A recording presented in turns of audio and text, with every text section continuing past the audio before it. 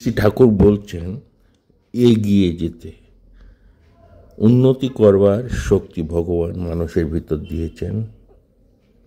উন্নতির পথে মানুষ যত এগিয়ে যায়, আরও উন্নতি করবার শক্তি তার ভিতর সে পায়। উন্নতির পথে যেতে যেতে কোনো কোনো মানুষ আটকে যায়, তার আর উন্নতি হয় না। পথে না থেমে সে এগিয়ে চলে, সেই বড় হয়। এক কাঠুরি ছিল বড় গরিব। সারাদিন বনে সে কাঠ কাটত, আর সন্ধ্যাবেলা গ্রামে এসে সে কাঠ বিক্রি করত। রোদ নেই, জল নেই, অসুখ নেই, বিসুখ নেই, রোজই তাকে কাঠ কাটতে যেতে হতো, আর মাথায় করে সব কাঠ বয়ে এনে বিক্রি করতে হতো।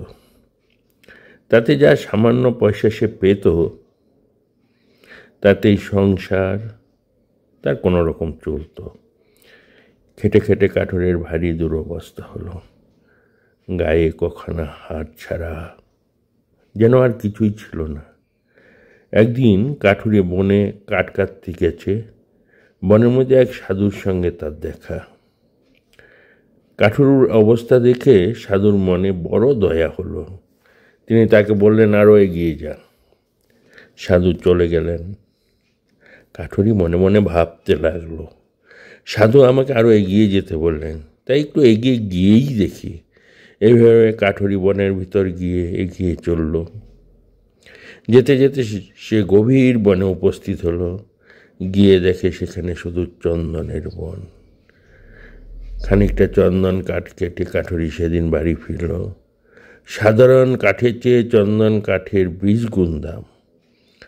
কাঠুরি সেদিন অনেক পয়সা পেল। তারপর রোজই সে চন্দনের বনে চলে যেত আর চন্দন কাঠ এনে বিক্রি করত। সংসারে তার আর আগের মতো কষ্ট নেই। কিছুদিন পর তার মনে হলো, সাধু তো আমাকে এগিয়ে যেতেই বলেছিলেন, আরও কিছু এগিয়ে গিয়ে দেখি না কি হয়। সেদিন সে বনে গিয়ে চন্দন বনের পর আরও এগিয়ে চলল। খানিক গিয়ে সে দেখলো তামার খনি। খানিকটা তামা কাপড়ে বেঁধে সে ঘরে ফিরে এলো। চন্দনের চেয়ে তামার দাম বেশি। কাঠুরি অনেক টাকা পেল।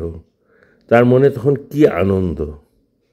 তারপর রোজ সে তামার খনিতে যেতে লাগলো, আর যতটুকু বয়ে আনতে পারে নিয়ে আসে। এভাবে কিছুদিন যায়। কাঠুরির অবস্থা তখন আরও ভালো হয়েছে। কিছুদিন পর তার আবার মনে হলো, সাধু তো আমাকে এগিয়ে যেতেই বলেছিলেন, আরও কিছু এগিয়ে গিয়ে দেখি কি পাই। সেদিন সে তামার খনি পেরিয়ে আরও এগিয়ে যেতে লাগলো। কিছুদূর গিয়েই দেখতে পেল এক রূপোর খানি। মহা আনন্দে কাঠুরি যতটুকু পারল রূপা নিয়ে বাড়ি ফিরে এলো।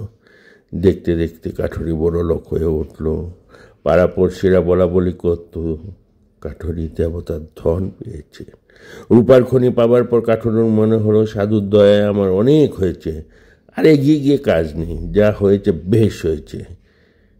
কিন্তু আবার তার মনে হলো, সাধু তো আমাকে এগিয়ে যেতেই বলেছেন, না আমি থামব না, আরও এগিয়ে যাব। এইবার কাঠুরি রোজ রোজ খানিকটা এগিয়ে যেতে লাগলো। তারপরে সোনার খনি, হীরার খনি, তারপরে মণিপুত্র হ্রদ সে পেল। আর কাঠুরিকে কে পায়? তার অবস্থা দেখে রাজারাও হিংসা হতে লাগলো। অর্থাৎ যদি আমরা বড়দের কথা শুনি, বড়দের কথাকে রেসপেক্ট করি, শ্রদ্ধা করি, ওনারা যেভাবে নির্দেশ দেন সেইভাবে যদি মনে প্রাণে মানি, আমাদেরকেও কাঠুরির মতো যদি আমরা এগিয়ে যাই, দেখবেন অনেক কিছু আমরা প্রাপ্ত হব। তাই ঠাকুর শ্রী শ্রী রামকৃষ্ণদেব এগিয়ে যাওয়ার গল্পের মাধ্যমে বলল, আমাদের এগিয়ে যেতে হবে, পিছলে চলবে না। ধন্যবাদ।